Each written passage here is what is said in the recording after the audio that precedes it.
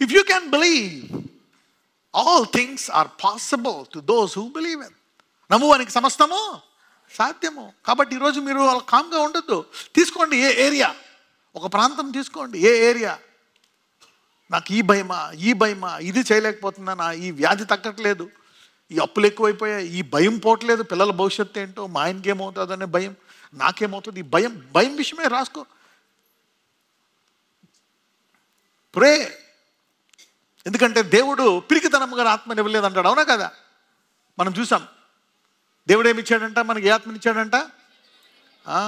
He gave a spirit of love, sound mind. 2 Timothy 1:7. దేవుడు మనకు శక్తి, ప్రేమయు, ఇంద్రియ నిగ్రహమును గల. ప్రేమయు నా కాడికి పడద బ్రదర్. మీరేమన్నానండి? ఒక ఆయన అన్నాడు, నేను క్షమించాను కానీ నీతో మాట్లాడినాడంట. అదేం క్షమాపణ? నేను నిన్ను క్షమించాను కానీ నీ మొహం చూడండి అన్నాడంట. ఇదేటో, అదేమన్నా క్షమాపణ ఉంది? నువ్వు క్షమించగలవు, నీలో ప్రేమించే సామర్థ్యం ఉంది, నీకు సాధ్యమైనది శక్తి ఉంది, బయటికి తీసుకొస్తాడు దేవుడు. పేతురులో శక్తి ఉందా లేదా? తర్వాత ఏమన్నాడు? వాళ్ళందరూ వచ్చి నువ్వు అద్భుతాలు చేయకూడదు అనుకుంటే మీ మాట ఎవరంటారు? నా దేవుడు చెప్పాడు, నేను చేస్తాను అన్నాడు పేతురు. వా! ఆ శిష్యులందరూ మళ్ళీ కూడుకున్నారు. మీరు ఈ మాట ఎక్కడ చెప్పినా మిమ్మల్ని చంపేస్తామంటే వాళ్ళు ఏమన్నారు? మళ్ళీ ప్రార్థన చేసుకుని మళ్ళీ వెళ్ళి మేము మాకు డెసిషన్కి వచ్చాం. ఏంటన్నారు? మీ మాట దేవుడి మాట ఏంటన్నారు? వాళ్ళకి సౌండ్ లేదు. వీళ్ళు ఇలా తయారయ్యారు. సో ఏమైంది? ఈ ఏరియాలో విశ్వాసము అంటే అంతకుముందు కూడా దేవుడు చెప్పాడు, మీ తల వెంట్రుకు కూడా రాలదు, దాని మీద లేదు. తర్వాత వీళ్ళు ప్రార్థించి మీ తల వెంట్రుకు కూడా నా చిత్తము లేకుండా పడదు అనే దాని మీద విశ్వాసం పెరిగి ఆయన కాపాడతాడని అని దాని మీద కేంద్రీకరించి భయపడక స్వార్థ చేసి హత్సాక్షులుగా మిగిలిపోయారు వాళ్ళు. You see how God has trained them and shifted their unbelief to belief. ఇంద్రియ నిగ్రహములు, నేను తాగకుండా ఉండలేకపోతున్నా, ఇంద్రియ నిగ్రహం ఆత్మ ఉందా లేదా? ఉంది. శక్తి, ఆ బలహీనతను, ఆ బాధను, ఆ వ్యాధిని జయించగల సామర్థ్యం ఉంది. భూమి దాని సంపూర్ణత యెహోవాదే. It's up to you, it's up to you. Everything in the earth is good. దేవుడే he gave you this things. అంటే నీలో ఈ శక్తి రావాలా? ప్రేమించే శక్తి ఉందా లేదా? ఉంది. నీ భార్యని తట్టుకునే శక్తి, నీ భర్తను ప్రేమించే శక్తి, తట్టుకునే శక్తి ఉంది. ఇంద్రియ నిగ్రహం గల శక్తి ఉంది. నువ్వు తిట్టకుండా ఉండగలవు, ఆ చెడ పని చేయకుండా ఉండగలవు, అది తాకకుండా ఉండగలవు. పిరికితనం గల ఆత్మనివ్వలేదు అంటే ధైర్యం గల ఆత్మ ఉంది. అంటే నీలో ఆ భయాలన్నింటినీ జయించే ఆత్మ ఉందా లేదా? It is there in you. ఆ ప్రాంతంలో విశ్వాసాన్ని పెంచుకోవాలా? నాకు చదువు రాదండి అనడానికి లేదు. దేవుడు ఆశీర్వదిస్తాడు. ఎంతో కొంత చదవగలవు. You can do it. He can even do that. Faith will not fail. Faith can lift you up. Faith can lift you up. ఏ ఏరియాలో నీకు కావాలపోనీ ఈ మార్గం కాకపోతే ఇంకో మార్గంలో దేవుడు నిన్ను బాగా బ్లెస్ చేస్తాడు. సో ఇది అవ్వదు అనడానికి లేదు. ఏదో ఒక రీతిగా దేవుడిని ఆశీర్వదిస్తాడు. ఇవన్నీ బయటికి రావాలా? ఈ వాక్యం వింటున్న వారు మీలోంచి ఈ రోజు నుంచి ఏ ఏరియాలో మీకు శక్తి లేదో అందులో మీకు శక్తి వచ్చును గాక. ఎందుకంటే దేవుడు మనకు శక్తి, ప్రేమ, ఇంద్రియ నిగ్రహం గల ఆత్మను ఏమన్నాడు? ఇచ్చేశాడంట. You don't need to live in that. Brother నమ్ముతున్నాను బ్రదరు, చాలా కాలం అయిపోయింది, ఎందుకు మరి ఇక చేస్తాడని నమ్మకం పోయింది బ్రదరు. ఇక నేను ఇలాగే మిగిలిన యాత్ర కొనసాగించి పరలోకం వెళ్తానేమో అని కొంతమంది ఫిక్స్ అయిపోయారు. ఈరోజు అలాంటి వారి అవిశ్వాసాన్ని కూడా దేవుడు తీసేయబోతున్నాడు. ఈరోజు ఇది పుట్టినప్పటి నుంచి ఉందే, ఇది అప్పటి నుంచి ఉంది, ఇప్పటి నుంచి ఉందే. లూకాసు వార్త 8:50 చూద్దాం. యేసు ఆ మాట విని, భయపడవద్దు, నమ్మిక మాత్రము ఉంచుము, ఆమె స్వస్థపరచబడునని ఆమెతో చెప్పి. మరి ఇతనికి నమ్మకం ఎందుకు పోయింది? అప్పుడు దాకా ఉన్న నమ్మకం ఎందుకు పోయింది ఇతనికి నమ్మకం? అయితే ఇతను నమ్మకం పోతే యేసయ్య ఏమంటున్నాడు? ఆ నమ్మకం వదిలేసే అంటున్నాడా? ఆ నమ్మకాన్ని కొంతకాలం కొనసాగించమంటున్నాడా? చూద్దాం అసలు ఈ సమస్య ఏటో. 41 నుంచి చదువుదాం. 41, 42 చదువమ్మా. అంతటా ఇదిగో సమాజ మందిరపు అధికారి అయిన యాయీరు అను ఒకడు వచ్చి యేసు పాదముల మీద పడి, ఇంచుమించు 12 ఏళ్ల ఈడుగల తన ఒక్కతే కుమార్తె చావ సిద్ధముగా ఉన్నది కనుక తన ఇంటికి రమ్మని ఆయనను బతిమాలుకొనెను. ఆయన వెళ్ళుచుండగా జనసమూహములు ఆయన మీద పడుచుండిరి. ఆ మధ్యలో ఎపిసోడ్లో ఏం జరిగిందో మీకు తెలుసు. 12 ఏళ్ళ రక్తస్రావం గల స్త్రీ వస్తుంది, ఆయన చెంగును పట్టుకుని ఆయన ఆమెను విడిచి అమ్మని విశ్వాసం గొప్ప చెప్తారు. ఇది అందరికీ తెలుసా మీకు? ఇది రైట్, అది లేదు. ఆ ఎపిసోడ్ అయిపోయిన తర్వాత ఈయన అసలు ఏమవుతారు, ఆయన బతిమాలుకుంటే వెళ్తున్నాడంట.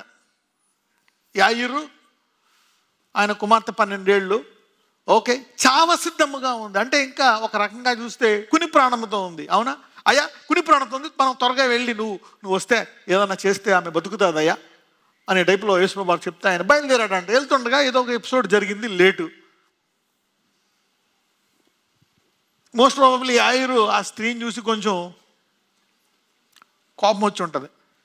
ఎందుకు ముట్టుకోవాలా ఆమె చెంగుని, ఆయన ఎందుకు తిరగాల, ఆమె విశ్వాసం అని చెప్పడం ఏంది, నా టైం వేస్ట్ కదా, త్వరగా అక్కడ నా కూతురు దగ్గరికి వెళ్తే బతుకుతుంది కదా అని ఆయన మనసులో బాధ చెందుతాడేమో. ఎందుకు ఆలస్యం జరిగింది, మీ అందరికీ ఉంటుంది, ఎందుకు ఆలస్యం జరిగింది, ఎందుకు దేవుడు లేట్ చేస్తున్నాడు, నేనేం చేశాను, సరే జరిగింది ఇలాగా. తర్వాత ఏమైంది చూద్దాం. 49 నుంచి చదువమ్మా.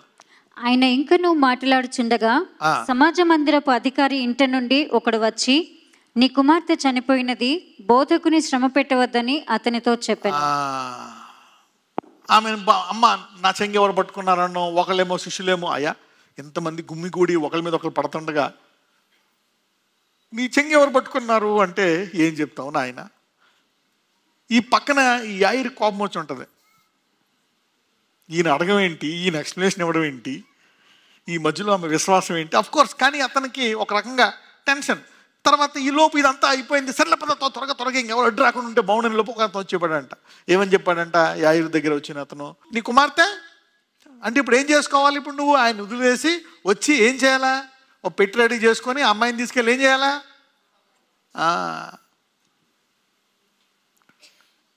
అంటే అక్కడ పోనీ సమాజ మందిరపు అధికారికి విశ్వాసం ఉందా లేదా, అతను వేసి దేవుడిని నమ్ముంటాడా లేదా. చాలా కాలం నమ్ముకున్నాడు కనుక సమాజ మందిరపు అధికారి అయ్యాడు. ఇప్పుడు సీనియారిటీ బట్టి చీఫ్ ఇంజనీర్లు అవుతారా, హై పోస్ట్ మేనేజర్లు అవుతారా, డైరెక్ట్ అయిపోతారా చెప్పండి. సీనియారిటీని బట్టి. అంటే ఒక రకంగా చూస్తే సమాజ మందిరపు అధికారి సీనియర్ విశ్వాసి. అందుకనే అవిశ్వాసం కూడా డేంజరస్సే. అవిశ్వాసం కూడా ఇతని మీద రుద్దుతాం అనమాట. ఇతను అవిశ్వాసం మీద రుద్దుతున్నాడు. వచ్చి నీ కుమార్తె చనిపోయింది, బోధకుని సమర్పించవద్దు, ఇంకొద్దు, అయిపోయిందిలే, ఆయన మాత్రం ఏం చేయగలడు. చదవండి. యేసు ఆ మాట విని భయపడవద్దు, నమ్మిక మాత్రము ఉంచుము, ఆమె స్వస్థపరచబడును అని అతనితో చెప్పి. అంటే మృతుల నుండి లేపడం పెద్ద మ్యాటర్ కాదు నాకు. ఆమె అనారోగ్యంగా ఉందా చనిపోయిందనేది కాదు. నేను ఏదైనా చేయగలను అనేది నీలో ఉంటే అది చాలా శక్తివంతమైందని చెప్తున్నాడు. I want it if it still remains.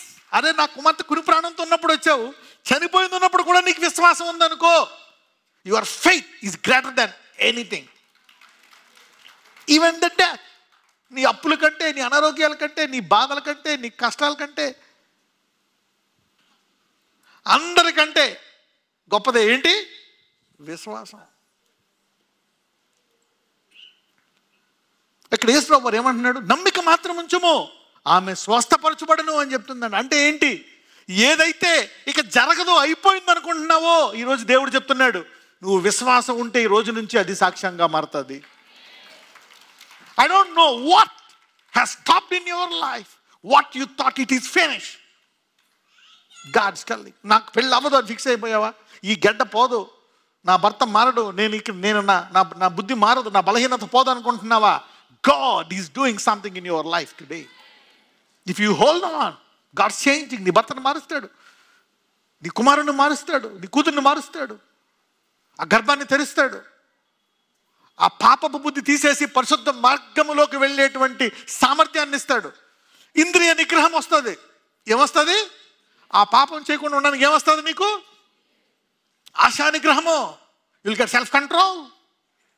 ఆ లూజ్ టంగ్ అవ్వదు, ఆ తప్పు చేయవు. శక్తి ఇస్తాడు, ప్రేమనిస్తాడు. ఈరోజు మీరందరూ ఈ సామర్థ్యములోకి పాలిభాగస్తులు అవుదురుగాక. This is what God is telling. Your delay is also a setup for a blessing.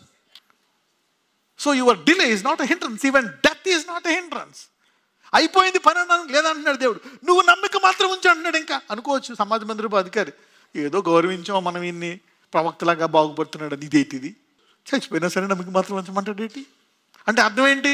యేసుప్రభువా ఇక మీరు అందరూ వెళ్ళిపోండి, నువ్వు శిష్యులు ఈ బ్యాచ్ అంతా వెళ్ళిపోండి, ఒక్కడినే పోతా. ఎందుకు వెళ్తున్నాడు యేసు చనిపోయిన తర్వాత? ఏమోలే అనుకోండి. నమ్మిక మాత్రం ఉంచానంటే ఏ విషయంలో నమ్మకం ఉంచాలో ఈయనకి అర్థం కాలే. ఆయనకి అక్కడికి వాళ్ళందరూ వచ్చారు, చనిపోయింది ఏడుతున్నారు, ఈయన కూడా మనతో పాటు ఏడవడానికి వచ్చారేమో అనుకున్నారు. కొంతమంది చూశారు, లాజరస్ చూడు, లాజరస్ అంటే ఎంత ప్రేమ ఏడుస్తున్నాడని వాక్యం చెప్తాడు. ఆయన ఎందుకు ఏడుతున్నాడు? వాళ్ళ అవిశ్వాసాన్ని చూసి ఏడుతున్నాడు ఆయన. అవునా కదా? యేసుప్రభువు ఎవరో ఆయనకు తెలీదా? రెండో రాకరప్పుడు ఆయన ఒక కేక వేస్తే తీర్పు దినాన్ని అందరూ లెగాలా లేదా? కొంతమంది నిత్య అవమానానికి లెగుస్తారంట, కొంతమంది నిత్య మహిమకి. దానియేలు 12 మొదటి 3 చదవండి. ఆ కాలమందు నీ జనుల పక్షంన నిలిచినట్టి మహా అధిపతి అగు మిఖాయేలు వచ్చును. అప్పుడు నీ జనులు రాజ్యంగా కూడిన కాలము మొదలుకొని ఈ కాలము వరకు ఎన్నిటికి నీ కలుగనంత ఆపద కలుగును. అయితే నీ జనులలో గ్రంథమునందు దాఖలైన వారెవరో వారు తప్పించుకొందురు. మరియు సమాధులలో నిద్రించు అనేకులు మేల్కొనెదరు. కొందరు నిత్య జీవము అనుభవించుటకును, కొందరు నిందపాలగుటకును, నిత్యముగా హేయులగుటకును మేలుకొందురు. కొందరేమో నిత్య జీవం కోసం లేస్తారంట. ఈ జయించకుండా నిత్యముగా హేయులగడానికి నరకంలోకి వెళ్ళాలని లేగుతారంట. ఎంత గౌరవం చూడండి. అందుకనే జయించాలి, తప్పదు, రూలా కదా. లేదు నేను మార్చేసుకుంటాను, రిస్క్ తీసుకోవద్దమ్మా, రిస్క్ తీసుకోవద్దు. పక్కన చెప్పి రిస్క్ తీసుకోవద్దని చెప్పండి. మెనీ ఆఫ్ దెమ్, అనేక మంది లెగుస్తారంట. కొందరు నిందపాలగుటకు, కొందరు నిత్య హేయులగుటకు, కొందరు నిత్య జీవము అనుభవించడానికి. సో ఇప్పుడు విశ్వాసాన్ని పెంచుకోవడం అనేది మనం కొంత సమయం కేటాయించాలా లేదా? కొన్నిసార్లు ప్రభువా ఈ ప్రాంతంలో నేను విశ్వాసం కోల్పోతున్నాను నాయన, దయచేసి నా విశ్వాసాన్ని పెంచు. నువ్వు డైరెక్ట్గా ప్రార్థన చేయొచ్చు దేవుడికి. ప్రభువా స్వస్థతలో, లేకపోతే ఈ పాపములో ఇందులో పడిపోతున్నాను నాయన, ఇది చేయలేకపోతున్నాను, ఇలాగ ఉండలేకపోతున్నాను, ఇందులో భయం వేస్తుందయ్యా, నా విశ్వాసాన్ని పెంచు అని ప్రార్థన చేయొచ్చు. అప్పుడు దేవుడిని ఒక చిట్కా ఇస్తాడు, తాళపు చెవులు ఇస్తాడు. ఆ కొండ ఎందుకు పోవట్లేదో చెప్పాడు ఆయన. ఎలా పోతుందని చెప్పాడు? ఉపవాస ప్రార్థన ద్వారా పోతుందని చెప్పాడు. ఇంకొక చోట నీ సహోదరుని అనేక మార్లు క్షమించాలంటాడు. పేతురు అంటాడు, ఎన్నిసార్లు క్షమించాలి అయ్యగారు అంటాడు. 7 times 7 అంటాడు. అయ్యో అన్నిసార్లు సరే ఓకే ఎలాగా అని అడుగుతాడు. అప్పుడు అంటాడు, ఎవరైనా నువ్వు అంజూప పుస్తకం చూచి నువ్వు వేరుతో సహా ఎండిపోవాలంటే ఏమవుతుందంట? ఎండిపోతుందంట. ఇక్కడి నుంచి వెళ్ళిపోయి పో అంటే ఏమవుతుందంట? పెరిగి వేయబడి. అంటే నీ విశ్వాసంతో నీ బలహీనతను గద్దించుకో అని చెప్తున్నాడు. నీ విశ్వాసంతో నీ క్షమించలేని గుణాన్ని, నీ ద్వేషాన్ని పొమ్మనను అంటున్నాడు. Hallelujah. You getting me now?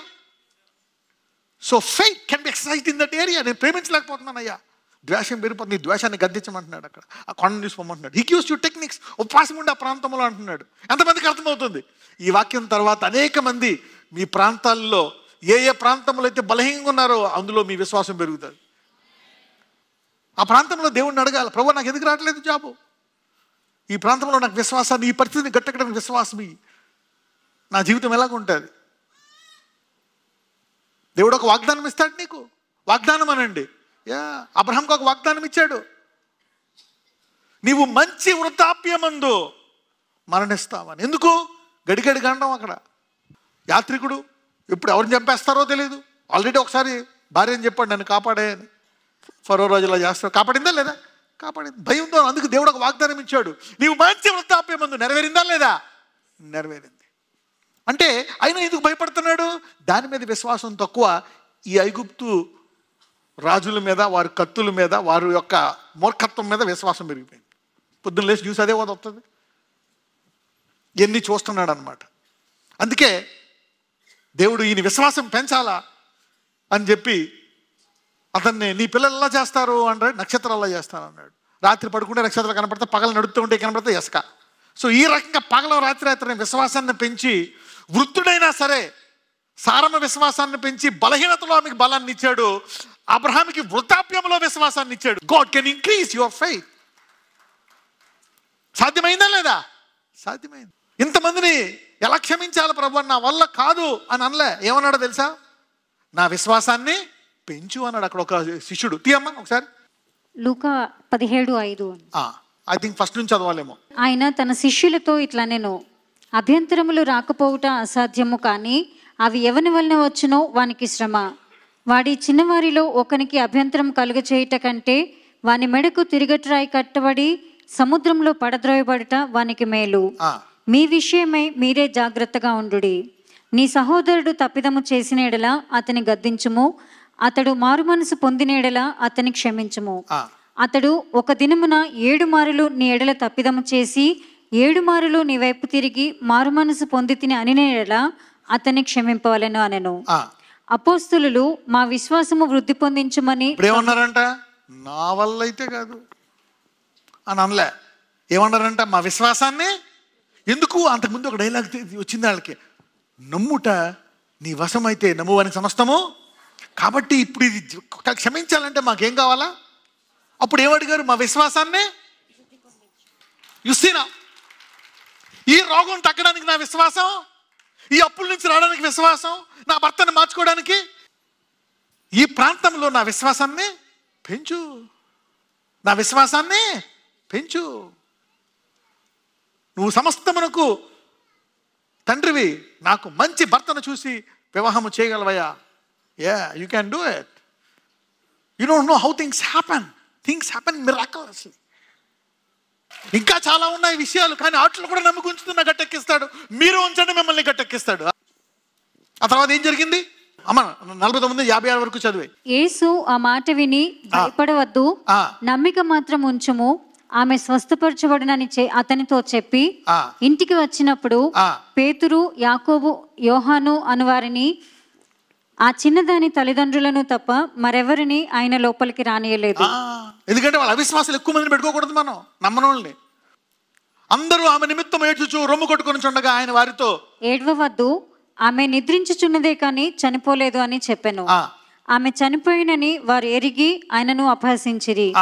అయితే ఆయన ఆమె చెయ్యి పట్టుకొని, చిన్నదాన లెమ్మని చెప్పగా ఆమె ప్రాణము తిరిగి వచ్చెను కనుక వెంటనే ఆమె లేచెను. అప్పుడు ఆయన ఆమెకు భోజనము పెట్టుడని ఆజ్ఞాపించెను. ఆమె తల్లిదండ్రులు విస్మయమునొందిరి. అంతటా ఆయన జరిగినది ఎవరితోనూ చెప్పవద్దని వారికి ఆజ్ఞాపించారు. అది కొన్ని సాక్ష్యాలు చెప్పుకోకూడదు. నమ్మకం తెప్పక రివర్స్ అవుతారు నీకు. కానీ ఇది నిజం. అంటే ఆ యాయిరు వెనక్కి వెళ్ళిపోదామయ్యా, ఎందుకు లేని అనలే. ఎంతో కొంత అనుమానం ఉంది, డౌట్ ఉంది. ఇప్పుడు ఇలాంటిది ఏమైనా జరిగినట్టు తెలుసా? తెలీదు. ఇప్పుడు సమాజ మందిర అధికారులు తెలుసా? తెలీదు. గుంపులో తెలుసా? తెలీదు. కానీ ఎందుకో ఆయన నమ్మి ముందుకెళ్ళిపోతున్నారు. అసాధారణమైంది చూశారు. They saw something uncommon. I don't know if you are holding on to Jesus today. కొన్ని జరగలే, కొన్ని 10 ఏళ్ళు అయిపోయాయి, 20 ఏళ్ళు అయిపోయాయి, కొన్ని హద్దులు దాటిపోయాయి. ఇక నా వల్ల కాదు, ఇక నాకు ఉద్యోగం రాదు, నేను ఈ బలహీనత జయించలేను, నేను పరిశుద్ధంగా జీవించలేను, నాకు ఈ రోగం పోదు, అది పోదు, ఇది పోదు అని ఫిక్స్ అయిపోయావేమో ఈరోజు. అయినా నాయన నేను ఈరోజు ఫిక్స్ అవ్వను, ఈరోజు నువ్వు ఇంకా చేయగలను, నమ్ముతున్నాను అని దాని విషయమై నిలకడగా ఉన్నావా? యాయిరులాగా అద్భుతము చూస్తాం. యాయిరు అద్భుతము అనండి. మా నాన్న మారడు, తల్లిదండ్రులు మారడు, నాకు డబ్బులు రావు, నాకు పెళ్ళి అవ్వదు, నేను పరిశుద్ధంగా జీవించలేను, పడిపోతున్నాను, ఐఎమ్ ఫినిష్ నౌ. ఏ ఏరియాలో అయితే ప్రార్థించడం మానేస్తావో, ఇంకొద్దులే, ఆ వ్యాధి తగ్గదు, ఇది తగ్గదు, అది తగ్గదు, you have stop praying in that area. నేను చదువుకోలేదు కాబట్టి బ్లెస్ అవ్వను. నో, అయ్యా నన్ను ఆశీర్వదించు, నిశ్చయముగా నన్ను ఆశీర్వదించు అని యెబ్బేజు ప్రార్థించాడు. ఆశీర్వదించబడడం లేదా? అబ్రహాం వెనక్కి వెళ్ళిపోయాడా? వెనక్కి వెళ్ళిపోలే. పిల్లలు లేకపోయినా విశ్వాసముతోనే ఉన్నాడు. దేశములు వచ్చారు అతను గుండా. ఎవరు వచ్చారు? నేషన్స్. నాకు తెలిసి ఈ వాక్యము నుంచి యాయిరు సాక్ష్యాలు వస్తాయి. ఏ సాక్ష్యాలు? యాయిరు లాంటి సాక్ష్యాలు అలా మీ జీవితంలో. సో ఇది అవ్వదు అనడానికి లేదు. ఏదో ఒక రీతిగా దేవుడిని ఆశీర్వదిస్తాడు. ఇవన్నీ బయటికి రావాలా. ఈ వాక్యం వింటున్న వారు మీలోంచి ఈ రోజు నుంచి ఏ ఏరియాలో మీకు శక్తి లేదో అందులో మీకు శక్తి వచ్చును గాక. ఎందుకంటే దేవుడు మనకు శక్తి, ప్రేమ, ఇంద్రియ నిగ్రహం గల ఆత్మను ఏమన్నాడు? ఇచ్చేశాడంట. You don't need to live in that. Brother నమ్ముతున్నాను బ్రదరు, చాలా కాలం అయిపోయింది, ఎందుకు మరి ఇక చేస్తాడని నమ్మకం పోయింది బ్రదరు. ఇక నేను ఇలాగే మిగిలిన యాత్ర కొనసాగించి పరలోకం వెళ్తానేమో అని కొంతమంది ఫిక్స్ అయిపోయారు. ఈరోజు అలాంటి వారి అవిశ్వాసాన్ని కూడా దేవుడు తీసేయబోతున్నాడు. ఈరోజు ఇక్కడ యేసు ప్రభువు ఏమంటున్నాడు? నమ్మిక మాత్రం ఉంచుము, ఆమె స్వస్థపరచబడును అని చెప్తుందండి. అంటే ఏంటి? ఏదైతే ఇక జరగదు, అయిపోయింది అనుకుంటున్నావో, ఈరోజు దేవుడు చెప్తున్నాడు, నువ్వు విశ్వాసం ఉంటే ఈ రోజు నుంచి అది సాక్ష్యంగా మారుతుంది.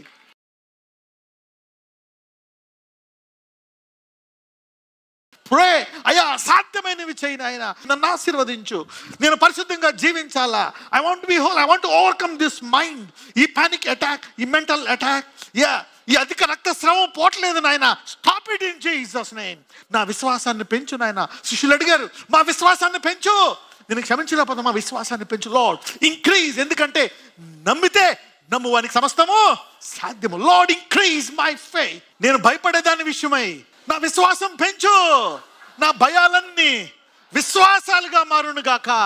To overcome sickness, increase my faith. ఏ ప్రాంతంలో నీకు భయం వేస్తుందో, ఏ ప్రాంతంలో నాకు జరగదనుకుంటున్నావో, యేసయ్య చెప్తున్నాడు యాయూరుకి, భయపడవద్దు, ఆ విశ్వాసాన్ని మాత్రం పట్టుకో చాలు, ఆ అసాధ్యమైనది చూడగలవు. You heard a bad news, your faith will shift your bad news into good news.